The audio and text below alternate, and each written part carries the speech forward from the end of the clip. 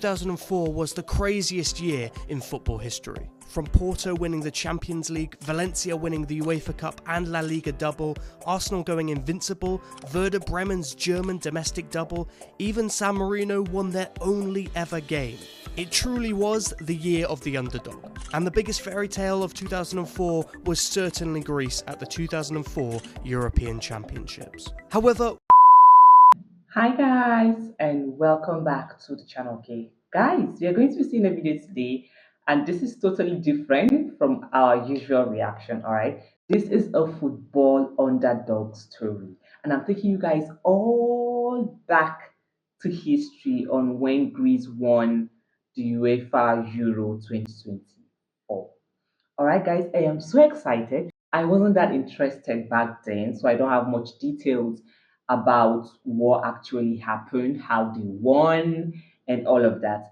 So now we are going to be checking out a video. But before then, I don't know what the video holds, but I would like to read a thing or two about what actually happened then. So let's check this out. In one of football's greatest underdog stories, Greece shocked the world by winning the UEFA Euro 2004 tournament in Portugal. Coached by German manager Otto Rehagel. I don't know if I got the pronunciations right. The team was known for its strong defense, discipline, and set piece mastery. Greece started by beating host Portugal 2-1 in the opening match, then drew with Spain and narrowly lost to Russia, but still advanced with the group stage. In the quarterfinals, they stunned defending champions France 1-0, then edged out tournament favourites Czech Republic 1-0 in the semi-finals with a dramatic silver goal. Okay, in the final, they faced Portugal again and pulled off an incredible 1-0 victory, with Angelos Charisteas scoring the winning header. Against all odds, Greece lifted the trophy, claiming their first ever major title and completing one of the biggest surprises in football history. This is a major victory in history, and I really cannot wait to see what this video holds for us. Alright, so without further ado, let's check this video out. it is often said that 2004 was the craziest year in football history. From Porto winning the Champions League, Valencia winning the UEFA Cup and La Liga double, Arsenal going invincible, Werder Bremen's German domestic double, even San Marino won their only ever game. It truly was the year of the underdog. And the biggest fairy tale of 2004 was certainly Greece at the 2004 European Championships. However, what they achieved was not random. The Greeks were almost the perfect underdogs as all the right pieces fell into place. 6 years earlier, the Greeks had beaten Germany and the Netherlands on their way to the 1998 Under-21s European Championships final, where they lost to Spain. This was the basis of a golden generation, as 5 members of that team were named in the squad for Euro 2004. Angelos Charisteas had just won the double with Werder Bremen, whilst legendary captain Theodoros Zagorakis had won the League Cup with Leicester before returning to his homeland. And 6 members of the Euro squad were also part of the historic Panathinaikos team who beat Arsenal and Barcelona on their way to the Champions League quarterfinals 2 years prior. So this certainly wasn't a bad team. However, compared to the likes of Luis Figo, Zinedine Zidane, Raul, Francesco Totti, Clarence Seedorf, David Beckham, Michael Ballack and Pavel Nedved, Greece didn't have the star players that others at Euro 2004 did. But they not having star players, but yet they won. This is really crazy. I think it's not even about having star players that is actually the thing. But if it's your time, and there's nothing anybody can just do about it, regardless of if you guys have star players or not. Wow. Okay. They did have Otto Rehagel. The German manager had gained the reputation of a strict disciplinarian who had quite the knack of performing miracles. During the 80s and early 90s, he took Werder Bremen from a mid-table side who had just bounced back from relegation to a legitimate German powerhouse, winning multiple Bundesliga titles, cups, and the European Cup Winners' Cup. But his most remarkable achievement before becoming the manager of the Greek national team was his time at Kaiserslautern. There, he won the German second division title in his first season, and in his second, the Bundesliga. When he took over the Greek national team in 2001, his first message to the players was that the national team came first. With Greek football being so divided by bitter rivalries, Rehaga was keen to instill a strong level of unity. King Otto quickly achieved this as Greece finished first in their qualification group ahead of a great young Spain team and Ukraine's golden generation. But the Greeks came into Euro 2004 at 150-1. Nobody even expected them to get out the groups when they were once again drawn against the Spanish, a strong Russian team, and the hosts Portugal, who occupy the other side of this story. The Portuguese were in the midst of a golden generation of their own, with one of the world's best players in Luis Figo and the wonder kid of the time, Cristiano Ronaldo. Not to mention heroes from their run to the semi-finals of Euro 2000, including the legendary Rui Costa, Nuno Gomes, who scored 4 goals at that tournament, and one of Ligue 1's best players at the time, Pauleta. Deco, Maniche, Ricardo Carvalho, Nuno Valente, Paulo Ferreira and Costinha were all members of Porto's Champions League winning team, and they filled out the rest of the squad. To top it all off, they had recruited Felipe Scolari as manager, who was fresh off winning the World Cup for Brazil 2 years prior. And with Portugal hosting the tournament, many people expected the country's footballing coronation. However, the beautiful game is rarely that simple. Euro 2004 opened at the newly built Estadio do Dragão in Porto as the hosts welcomed Greece. Portugal were confident of an easy start, but that expectation came crashing down when Georgios Karagounis smashed one in from 25 yards. With the score 1-0 at halftime, Scolari introduced Cristiano Ronaldo for his competitive international debut, a decision which backfired as the future Ballon d'Or winner gave away a penalty. Angelos Charisteas tucked the ball into the top corner to give Greece a 2-0 advantage. However, it wasn't all bad for Ronaldo as he headed home a consolation goal from a corner. Felipe Scolari's preference for his Brazilian compatriot Deco over a Portuguese icon like Rui Costa was very controversial. However, the naturalised playmaker showed his class when he assisted Maniche's opening goal in the next game against Russia, before the debate was again brought into focus when Rui Costa came off the bench and scored a late goal. The game ended 2-0 and the Portuguese fears were eased. If anything, their biggest issue was fitting all this incredible talent into a team of 11 players. In their second game, Greece proved they were no fluke, as Angelos Charisteas scored to secure a hard-fought 1-1 draw against Spain, which meant they only needed a draw against Russia to qualify for the next round. However, disaster struck when the Russians went 2-0 up within 17 minutes. Meanwhile, in the other game, Portugal knew that a victory over their Iberian rival Spain would secure top spot. And with the scores level at half-time, Scolari brought on Euro 2000 hero Nuno Gomes, who scored a great goal to secure a 1-0 win. Zizis Rizas managed to pull a goal back for Greece, but the game ended in defeat. Many Greek players thought they were eliminated. However, they were actually level with Spain on points, goal difference and head-to-head records, meaning they progressed due to the fact they had scored 4 goals to Spain's 2. Which means that single goal against Russia is perhaps the most important goal for a losing team of all time, because if they hadn't scored, Greece would have been eliminated on goal difference.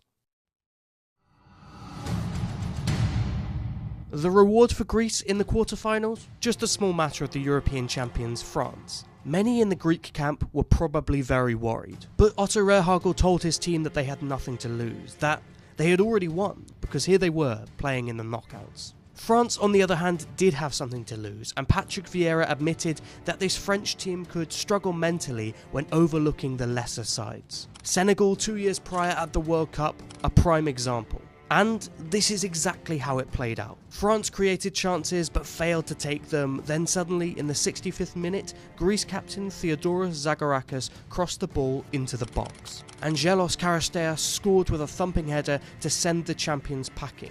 A historic victory, and Greece were into the semi-finals. Football is one crazy game. Like, this is why they called it a beautiful game. No matter the odds, no matter the star players you have, anybody, just anybody can win.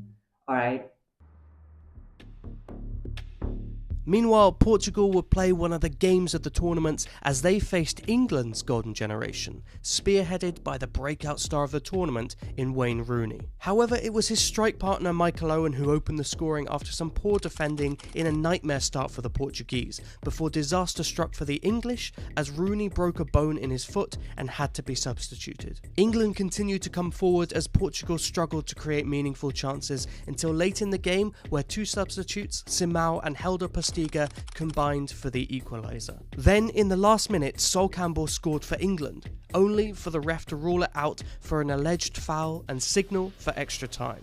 Then it was Portugal's turn to think they had the game won as Rui Costa scored one of the goals of his career, before Frank Lampard sent the game to penalties just 5 minutes later. But the drama didn't end there, as both David Beckham and Rui Costa missed their spot kicks due to a dodgy penalty spot. As the shootout headed into sudden death, Portugal keeper Ricardo took off his gloves and became the most unlikely of heroes, saving Darius Vassell's penalty and then smashing in the winner himself. An iconic moment in Euros history as Portugal joined the Greeks in the semi-finals. With Germany, Spain and Italy all exiting at the group stages before England and France went out in the quarterfinals, Euro 2004 had a huge chance of an upset winner. However, at the time, most people thought that would be the Czech Republic, who had reached the final in 1996. They still had a few members of that squad, including the current Ballon d'Or holder, Pavel Nedved. And to add to this, a new golden generation of players had broken through. Petr Cech would prove himself as one of the best keepers in the world. Tomáš Rosický and Jan Koller had recently won the Bundesliga with Dortmund, not to mention Milan Baros, who had been the star of the tournament, with 5 goals and 2 assists in just 4 games. The Czechs had defeated both Germany and the Netherlands to top the group of death with a 100% record before smashing Denmark 3-0 in the quarterfinals. They were without a doubt the best team at the tournament based on performances. However, in the semi-final they had the misfortune of facing Greece in 2004, a fixture where form and logic seemingly go out the window. The Czechs created chance after chance after chance but kept missing, with many players having since spoken about how their own mentality defeated them. And they hit rock bottom when their star player Pavel Nedved went off injured. The Greeks rode their luck massively in this game, but managed to force extra time where the silver goal rule was in play. And as fate would have it, it was injury time in the first half of extra time where Traianos Delas scored what would become Greece's trademark goal. The Czech Republic now had about a minute to respond, which, unsurprisingly, they couldn't. Greece had pulled off a miraculous achievement, reaching the final of a competition they'd only qualified for once before. On the other side of the draw, Portugal faced the Netherlands in what would be a fairly routine victory.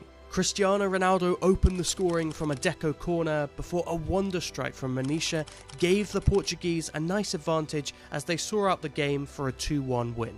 With an extra day's rest and no extra time played, Portugal had every advantage and their expected coronation was just around the corner.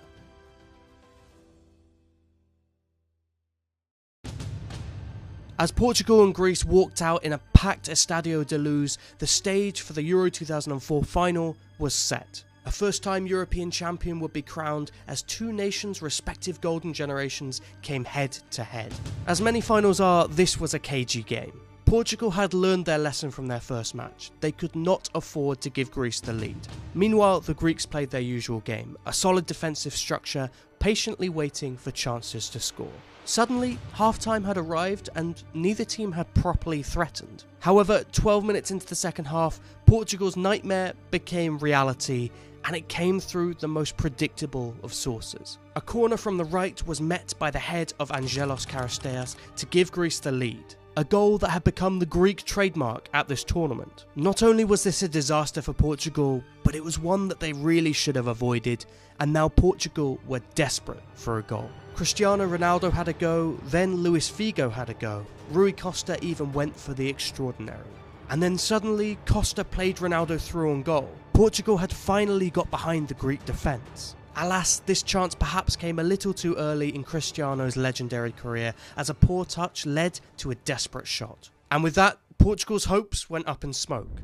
Despite being the second lowest ranked team at the beginning of the tournament, Greece were somehow European champions, and as Greek players celebrated with their fans, the entirety of the continent watched on in shock. Many celebrated with them, however, some were not so happy. Henry Winter wrote in The Telegraph that a tear rolled down the face of the beautiful game. Meanwhile, The Guardian described Greece as the only underdogs in history that everyone wanted to see get beaten. But the Greeks did not care. In fact, they took pride in it. Upon returning to Athens, the Greek players were received as gods. They knew they hadn't played the most heavenly of football, but they won, so they did not care. Equally, it must be recognised that beauty is in the eye of the beholder. For some people, tiki-taka might be the most beautiful football. But for me, a story like Greece at Euro 2004, that is football at its most beautiful. Football that can inspire a nation to dream. Otto Rehhagel had the perfect game plan for his team and implemented a recipe for success. And after the tournament, he was nicknamed Rehekles, a pun referring to Heracles, the son of Zeus in Greek mythology. For all of Greece's delight, we have to look at the other side of the story, to Portugal's despair, because there is one final untold chapter of this tale. As a tear rolled down the cheek of a 19-year-old Cristiano Ronaldo, it represented the collective sorrow of a nation dealing with the biggest footballing disaster in their history. Their golden generation, the fact they were hosting the tournament, Porto's European success in the same season. I can only imagine the sadness in the hearts and faces of Portugal that night. It is shocking and shameful at the same time, despite the fact that they underrated Greece because they felt they don't have star players. Guys, please let me know in the comment section, okay? It was all supposed to be so different. However, Portugal's despair couldn't last forever. They kicked on, reaching the semi-finals of the 2006 World Cup and Euro 2012. But their relationship with Greece and the Euros was not over. Otto Rehhagel remained in charge of the Greeks until 2010, and his successor was Portuguese manager Fernando Santos. Santos, like Rehhagel, became an honorary Grecian as he took them to the quarterfinals of Euro 2012 and their first ever World Cup knockout game in 2014, where they lost on penalties to Costa Rica, and he left Greece and became the Portugal manager. Euro 2016 was his first tournament in charge, and for the Portuguese, a familiar story played out. However, this time they occupied a different role. After a poor start, Portugal were written off, but qualified for the knockout rounds on goals scored, just as Greece had done in 2004. They then took a page out of the Greek Odyssey in building their journey to the final on defence. Throughout the tournament, they won just a single match within 90 minutes, with Fernando Santos, inspired by Otto Rehhagel, applying a strict, disciplined game plan, citing his time in charge of Greece as the perfect education for Euro 2016. Portugal went on to win the tournament, 12 years on from 2004, defeating a French golden generation in their home stadium, just as Portugal's golden generation had been defeated in their home stadium. It was Socrates who said, "Falling down is not failure. Failure comes when you stay where you have fallen." Portugal had taken the Greek philosophy, applied it to their game, and that is how they achieved their greatest honour. As Ronaldo's tears of despair in 2004 turned to tears of delight in 2016, it was finally Portugal's turn to celebrate.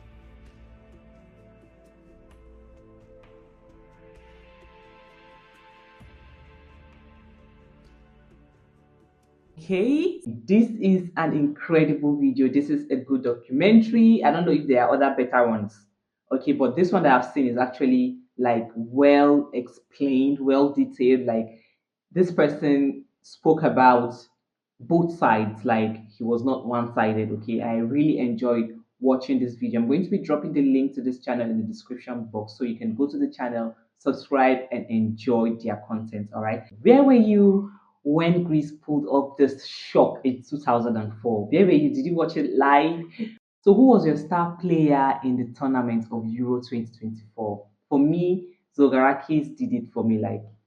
He tried. Okay, please let me know in the comment section who your player of the tournament was. Okay, because I would love to read from you all. All right. So, I have a question. If Greece can do this magic in 2004, which other small nation do you think is going to shock the world next? Like, let us know in the comment section. There are lots of small nations that have not won before. Please let us know in the comment section, which small nation do you think will shock the world next? And I think the general thing is no nation is actually small. Yes, in the game of football, no nation is actually small because anybody can win. Look at what Greece did in 2004. I really cannot wait to read from you all. Okay. Also, drop your recommendation and suggestions on what reaction you want me to do on football next. Okay. Thank you for watching and see you guys on my next one. Bye.